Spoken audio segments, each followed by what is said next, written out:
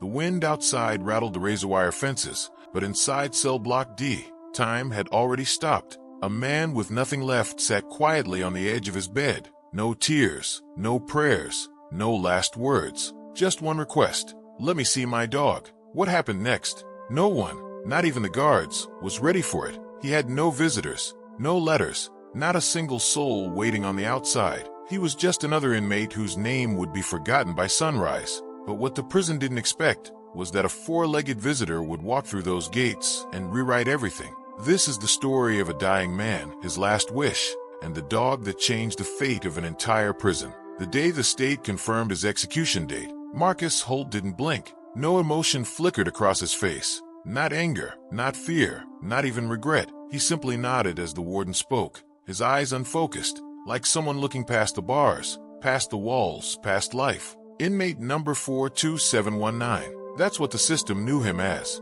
But long before numbers replaced names, before orange jumpsuits and metal trays, Marcus had been something else, someone else. A small-town mechanic with oil under his nails, a short fuse, and a laugh that used to ring out loud enough to wake the neighbors. And beside him, a black Labrador named Cooper. The dog followed him everywhere, back then, when life hadn't yet broken both man and beast. But things change. They always do. Marcus hadn't always been alone. Years ago, he had a life that could have gone in a very different direction. He had a mother who worked double shifts at a diner to raise him, and a father who wasn't much of a talker, but always made sure the heater worked before winter hit. Life was never easy, but it wasn't cruel. Not until Marcus turned 22. That year started with hope. He'd landed a job at a garage with decent pay, and had started dating a girl named Carla. And then, on a whim, he adopted Cooper from a rescue shelter. The shelter volunteers said the pup had been found wandering a highway, hungry, limping, but gentle.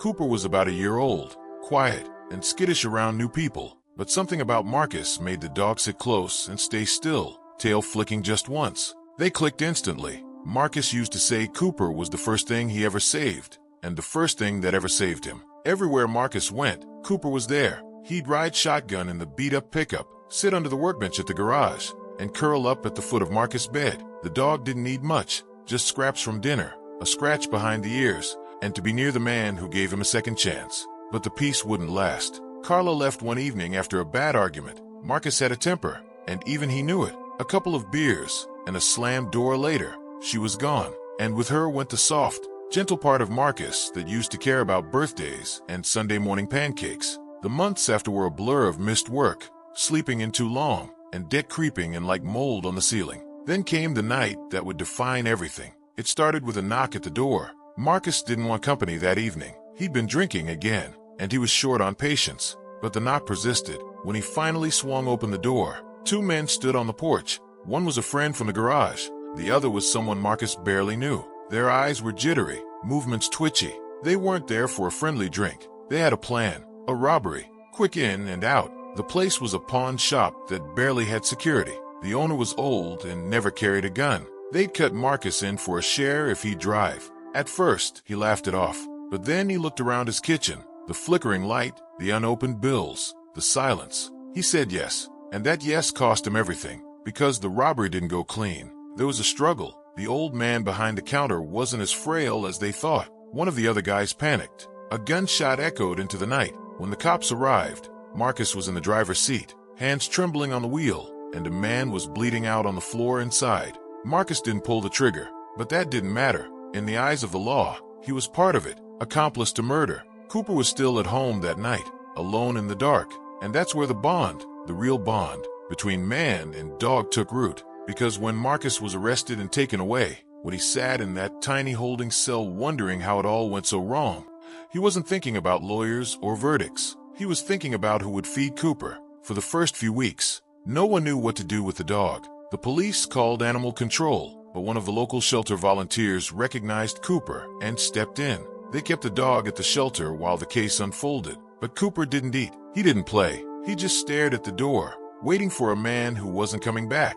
And Marcus, he asked about Cooper more than he asked about his case, even as the trial dragged on, even as the prosecution painted him as a reckless, dangerous man. The only time Marcus's face softened was when someone mentioned the dog. His public defender said it was the only thing Marcus showed emotion over. The verdict came down fast. Life without parole was on the table, but the DA pushed for the maximum. They wanted to make an example. In the end, Marcus was sentenced to death. He didn't fight it, didn't appeal. He said he deserved it. The years that followed were quiet. He didn't get visitors. No family came. No friends wrote, except for the shelter volunteer, Megan. She came once a year and told Marcus about Cooper, told him that the dog was getting older, that his muzzle was going gray, that he still sat at the front gate every afternoon, as if waiting for someone who might come back. Megan told Marcus that every time a car pulled into the lot, Cooper perked up. Every time a man walked past, the dog's ears lifted. And then, when it wasn't Marcus, he'd lie back down. Marcus listened, nodding silently every visit, until one day, 8 years after the trial, Megan came with tears in her eyes. "Cooper's not doing well," she said. "His legs, they're giving out. He's not eating again."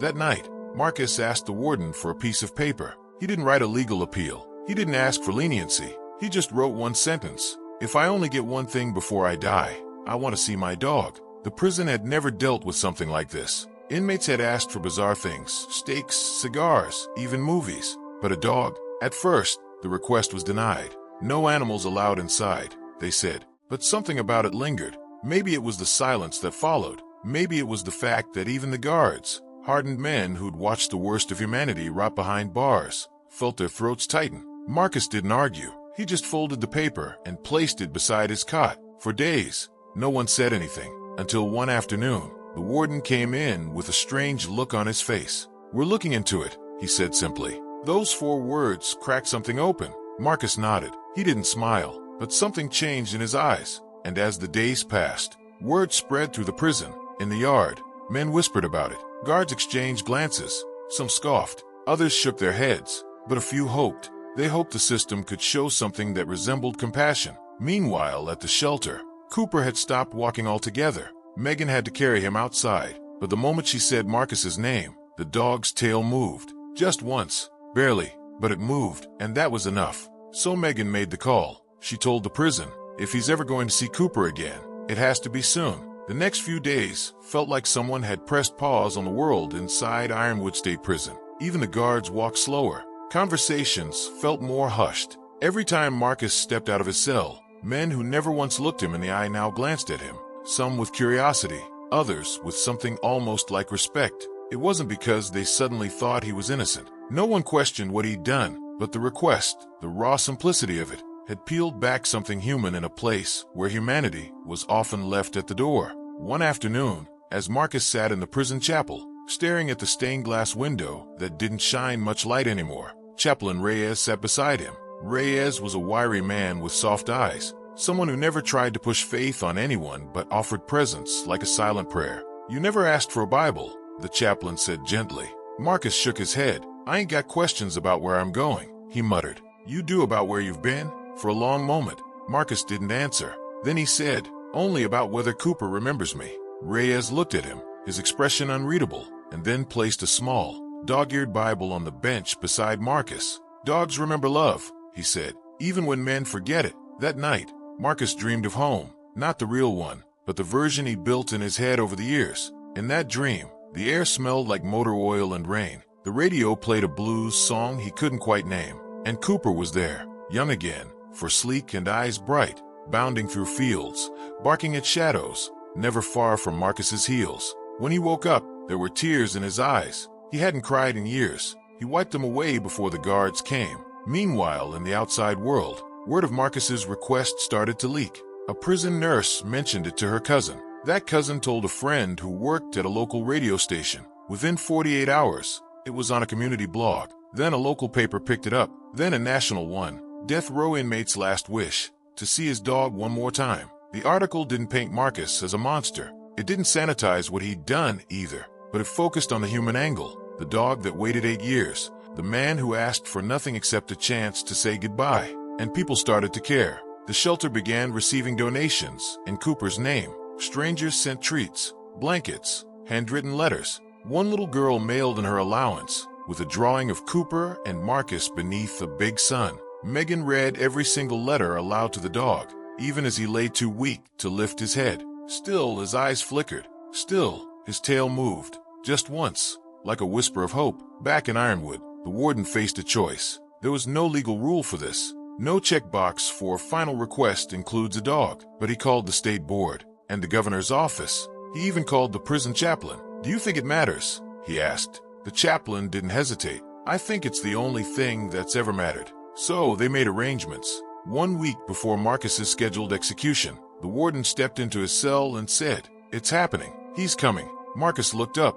"Cooper." The warden nodded. "He's being brought here in 3 days." Marcus exhaled, a sound that was halfway between relief and disbelief. Then he asked something no one expected. "Can I bathe first?" The prison didn't usually allow special grooming before final visits, but in this case they made an exception. A guard brought him a clean set of clothes. Not orange, just plain gray. He shaved. He stood in the mirror and ran a comb through his hair with shaking hands. For the first time in almost a decade, he looked like someone trying to be seen. The morning of the visit, rain tapped softly against the windows. The sky was gray, thick with clouds, but no one cared about the weather. They wheeled Cooper in gently, wrapped in a blanket, resting on a padded medical gurney. He was barely moving, but when Marcus stepped into the room, the dog's nose twitched. Then, slowly, painfully, Cooper lifted his head. "Hey, boy," Marcus whispered. The guard stepped back. The nurse left the room. Even the chaplain silently closed the door behind them. It was just the two of them now, man and dog. Marcus sank to his knees beside the gurney. His hands trembled as he reached out, and when his fingers touched Cooper's fur, the old dog let out a soft sound, something between a sigh and a cry. Marcus pressed his forehead against the dog's and whispered, "I'm sorry, boy. I messed up, but I never stopped thinking about you." Cooper, who hadn't moved much in days, did something no one expected.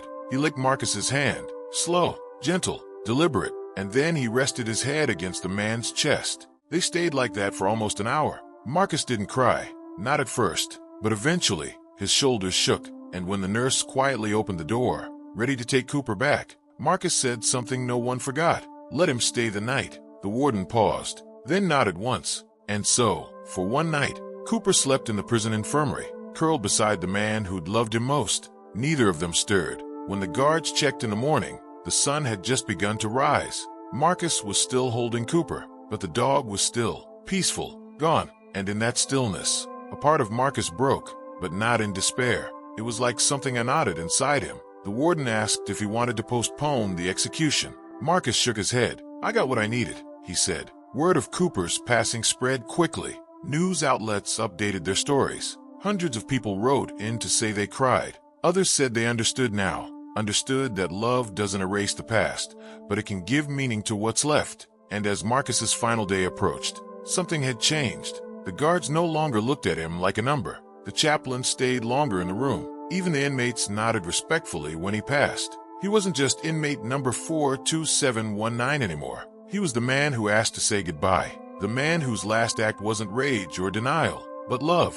As the final days counted down, Marcus began to write again. Not to lawyers, not to the press, to Cooper. On a stack of prison-issue paper, he scribbled memories, fragments of a life that felt like it belonged to someone else. He wrote about the time Cooper had bolted after a squirrel and crashed through a neighbor's fence, the muddy paw prints on the kitchen floor, the times they both slept in Marcus's beat-up truck when the nights got cold and there was no other roof to sleep under. He wrote until his hands cramped. Then he wrote some more. He folded the pages carefully, tied them together with twine made from unraveled bedsheets, and asked the chaplain to bury them with the dog. The chaplain nodded, eyes misting over, and said he would. And then something unexpected happened. The story, now viral, reached someone Marcus hadn't thought about in years. His sister, Lila. She was 5 years younger than him, and the last time they spoke, she was screaming through tears, telling him he was dead to her. But now, she was standing in the prison's visitor center, her face pale, fingers fidgeting with the strap of her purse. Marcus was brought in slowly, wearing the same gray clothes from Cooper's visit. He froze when he saw her. Lila stood up, tears already on her cheeks. She didn't speak right away. Neither did he. Then finally she said, "I heard about the dog, Cooper." Marcus nodded, his mouth too dry to reply. She looked down, then back up. "I didn't come to forgive you, Marcus. I'm not there yet. But I remember how much you loved that dog, how he used to follow you around like a shadow." He gave a broken smile. He was the only thing that made sense back then. They talked for 2 hours. Not about the crime, not about the years lost. They talked about childhood, about how Lila used to braid Cooper's fur, how he once stole her sandwich right out of her backpack. They talked like two people who had lived under the same roof and carried the same ghosts. When it was time for her to go, she stood up and paused. Then, reaching into her bag, she pulled out a worn photo. It was of Marcus and Cooper, sitting on the back porch, laughing and licking peanut butter off their fingers and fur. "I thought you might want this," she whispered. Marcus took it with shaking hands. As she left, he stared at the picture for a long time, and for the first time since he entered Ironwood, he whispered to himself, "Maybe I wasn't all bad." In the days that followed, something else stirred within the prison walls. The guards who used to look at Marcus with cold detachment now gave him nods, brief glances filled with something like grace. He wasn't just an inmate anymore. He was the man who softened hardened hearts with a single request. It wasn't sympathy he received, it was recognition. Recognition that sometimes, even the broken deserve a final moment of peace. The warden made one final decision. On the night before Marcus's execution, he allowed him one more hour outside. It was a clear evening. The sky looked like someone had spilled ink across it and dotted stars with trembling fingers. Marcus sat on a bench in the corner of the yard, and then something surreal happened. A guard brought out Cooper's collar. Not just any collar, the original one, weathered leather, scratched nameplate, still faintly smelling of old walks and wild fields. Marcus held it in his hands like a sacred relic. He closed his eyes and pictured Cooper running, not the weak, Wilden version, the real one, strong, fearless, barking at the wind, tail high, tongue flopping. "I'll see you soon, boy," he murmured. By the next morning, something had shifted both inside the prison and out in the world. Thousands had signed a petition asking to commute Marcus's sentence to life without parole. Not because they believed he didn't deserve punishment, but because something in this story reminded people of forgiveness. It reached the governor's desk. An aide knocked on the office door at 6:47 a.m., holding the petition and the story clippings. The governor read them all. Read about the dog, about the shelter worker, Megan, who stayed beside Cooper until the end, about Lila's surprise visit, and about Marcus's quiet goodbye. He stared out the window, the sun just beginning to rise, and then he made a phone call. Back at Ironwood, the chaplain entered Marcus's cell. He was unusually quiet. Then he said, "You're not going anywhere today." Marcus looked up. "Why?" The chaplain handed him an envelope. It wasn't big, just a few sheets of paper, but on the top was the governor's seal. It read, "Effective immediately. Sentence commuted to life, without parole." Marcus froze. Not with joy, not even with shock, just with a kind of stunned stillness. "Why?" he finally whispered. The chaplain's voice was soft. "Because they saw a man who chose love in the end." And so, Marcus remained behind those gray prison walls. But he lived. He started working in the prison library. He began training other inmates in literacy programs. Every now and then, he'd share stories about Cooper, not just to remember, but to remind them that even when the world forgets you, sometimes a dog remembers. Sometimes love still finds its way in, and in that forgotten place, Marcus found something else too. Not freedom, but meaning. And sometimes, that's even more powerful. The news spread slowly at first, just whispers inside the prison walls. One moment, Marcus was dead man walking, the inmate scheduled to die. The next, he was someone who had been given something no one expected: time. And not just more time, but a second chance at being human. But what do you do with that kind of time, when you've already made peace with your own end? Marcus wasn't sure. For days, he walked the yard in silence, shoulders hunched, eyes down, as if afraid the world would notice he was still breathing and take it back. The other inmates stared at him, not with resentment, but confusion. Some were jealous, others hopeful. A few just didn't understand. "Why you?" one inmate muttered one afternoon. Marcus didn't answer, not because he was angry, but because he didn't know either. But the answer, in part, lay in a dog's eyes, and the way that dog had loved him when the world had turned away. That love had been seen, and now, Marcus had to figure out what to do with it. He started small, helping out in the prison kitchen, cleaning up after meals, organizing shelves in the supply room. He didn't speak much, but when he did, his words landed heavy, calm, steady, stripped of bitterness. It was a guard named Ellis who noticed first. "You ever think about working in the library?" Ellis asked one afternoon. Marcus blinked. "Why?" Ellis shrugged. "You got a way about you. Quiet, thoughtful, might do the place some good." So Marcus took the offer, and in that dusty room filled with forgotten paperbacks and cracked encyclopedias, something surprising happened. He found peace. He shelved books, helped inmates find novels they hadn't seen since they were kids, started writing again.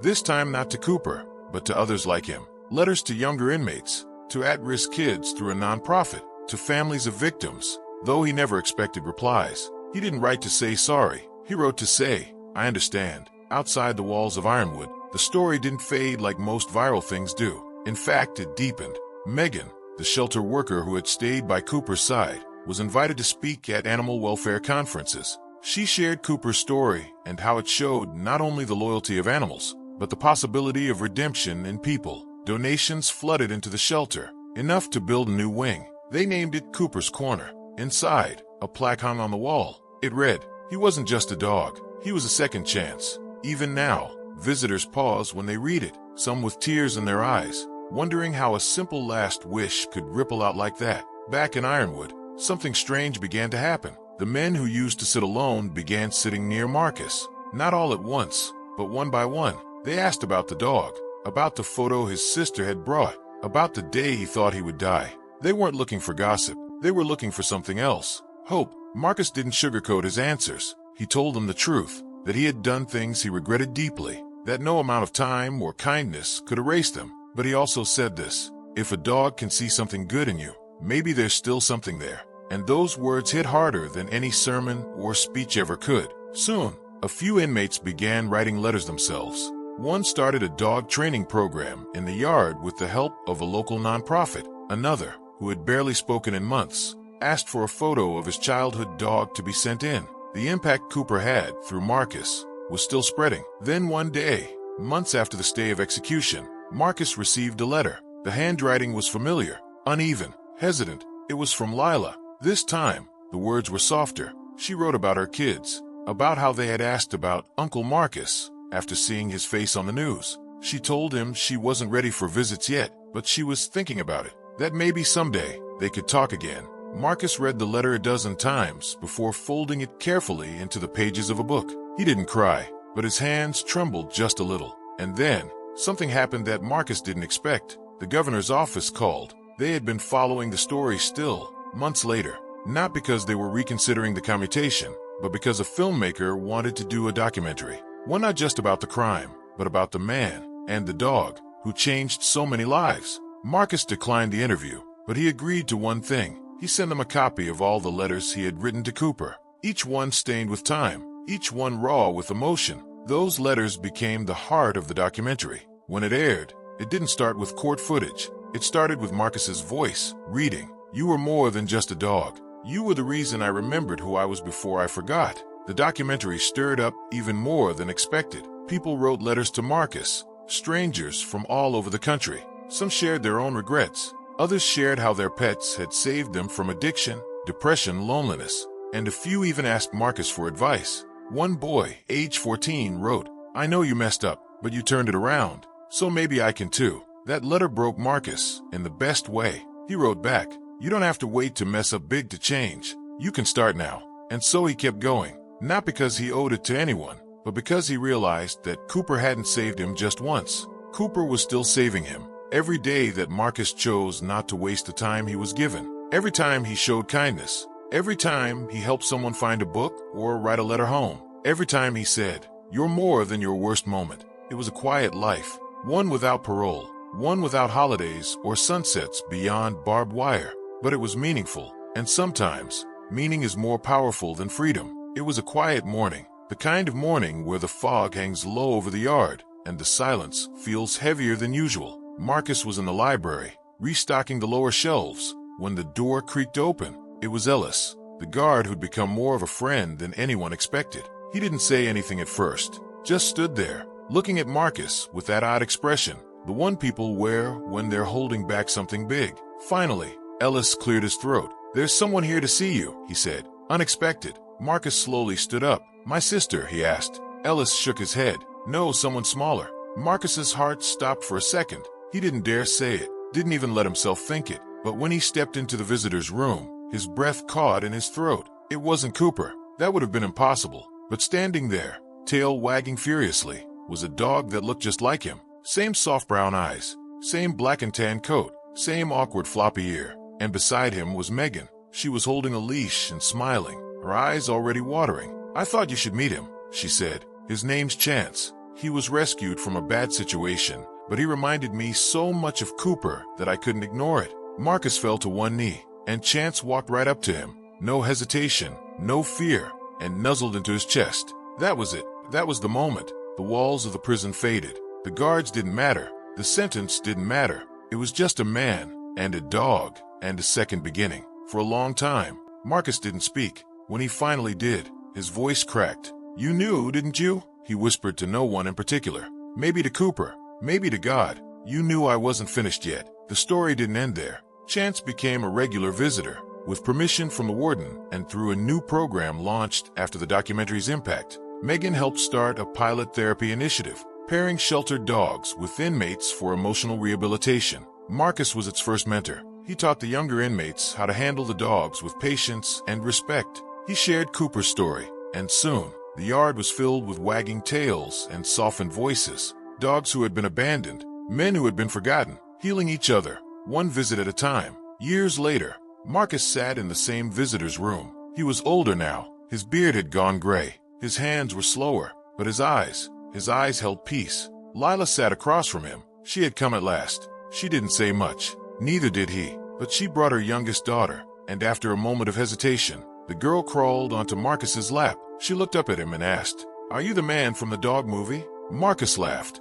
a sound that hadn't been heard inside those walls in a long time. "Yeah," he said, eyes soft. "I guess I am." And for the first time in a lifetime, Marcus felt something he hadn't dared hope for. Belonging. That was the miracle. Not that his sentence was commuted. Not that a dog had sat by his side when the world turned away. The real miracle was that someone still believed he was worth loving. And that belief, born from a dog's loyalty, changed more than just one man's fate. It changed an entire system, an entire community, and maybe, just maybe, the way we look at redemption. The air was still that morning, too still, almost like the world itself was holding its breath. James sat on the edge of a small bench outside the prison infirmary, a place that, strangely, had become the quietest spot in the entire facility. For years, he had been surrounded by noise, the clank of metal doors, the shouting of guards, the low hum of regret. But now, as he looked up at the sky, he heard none of it, just his own heartbeat, steady, present,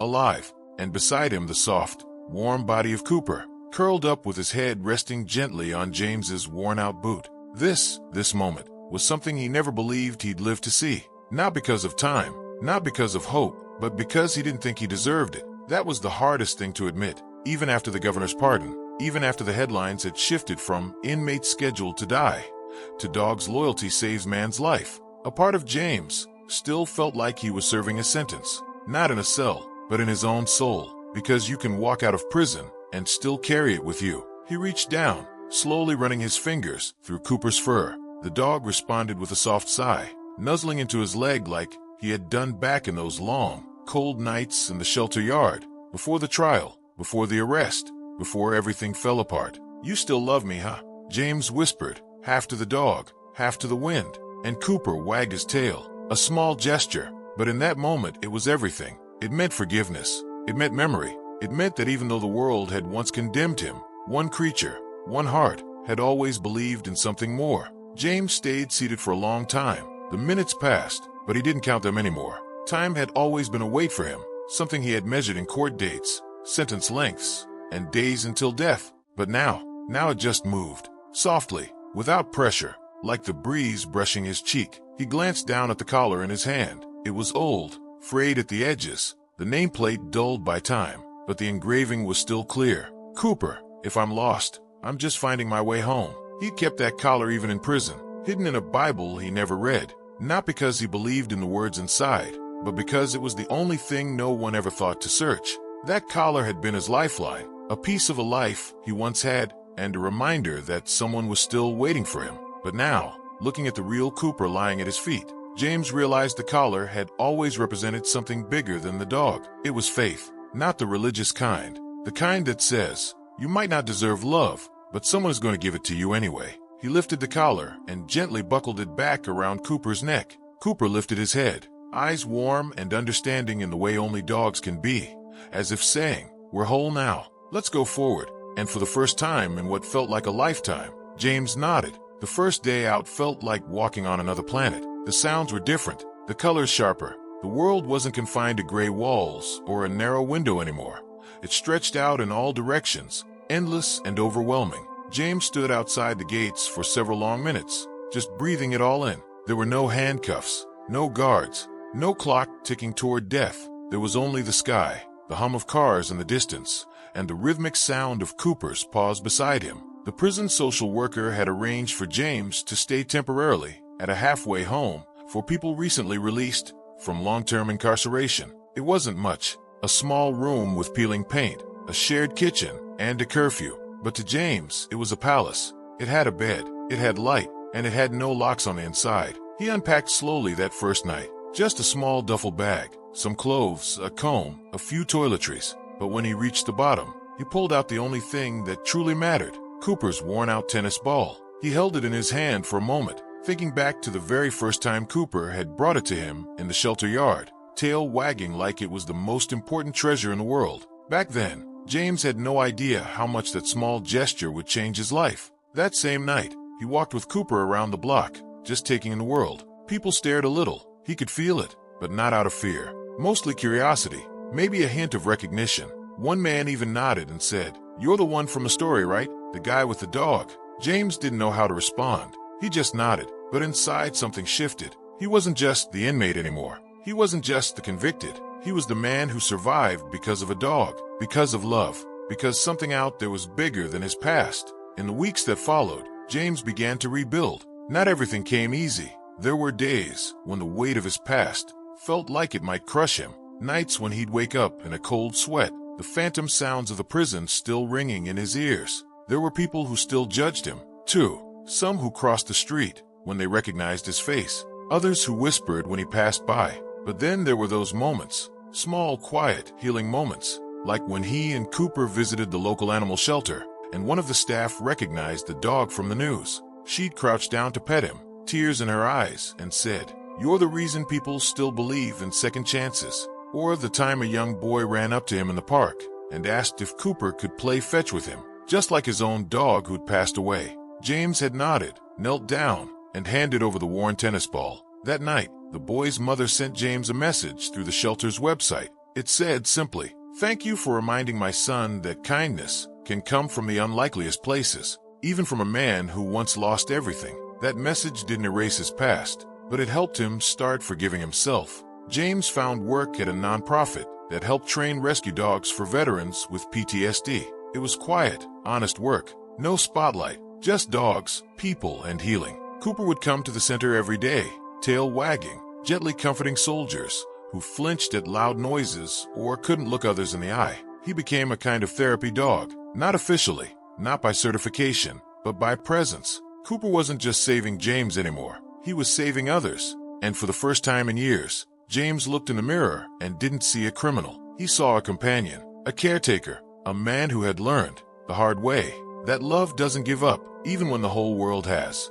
Years passed. James didn't count them the way he once did. The calendar wasn't his enemy anymore. It became a soft rhythm of seasons, walks in the park, sunsets by the lake, Cooper's graying fur marking the passage of time more gently than any prison clock ever had. They aged together. Cooper started slowing down. His legs didn't move like they used to, and sometimes he struggled with stairs, but his spirit never dimmed. Every morning, he still waited by the front door, tail thumping, ready to greet James like it was the first day all over again. James knew their time was getting shorter, so he did what he hadn't been able to do before. He stayed present. He made every moment count. He cooked better meals, took longer walks, even if they were slow, told Cooper out loud that he loved him, that he was the reason James had lived, that without him, none of it, the redemption, the second chance, the new life, would have ever happened. And when Cooper finally lay down for the last time, his head resting in James's lap, eyes still soft with trust, James didn't cry out in despair. He whispered, "You saved me. I'll spend the rest of my life living in a way that honors you." Cooper passed peacefully, with the man he had never stopped believing in. James buried him under the big oak tree behind the training center, in a quiet spot where the dogs liked to play. He placed the old collar on the headstone, along with the tennis ball they'd shared so many years ago. And every day after that, James came to sit under that tree, sometimes with another rescue dog at his side, sometimes just with a cup of coffee and a notebook in his hand. He'd talk to Cooper, about the lives they were saving, about the men and women learning to trust again, about the small, beautiful things, like the sun on his face or the breeze through the leaves. James never went back to being who he was before. He became something better, not perfect, not without flaws, but real, grounded, grateful, alive, and all because of a dog. Subscribe to Paws and Claws for more real, heart-touching stories that prove love can still change everything.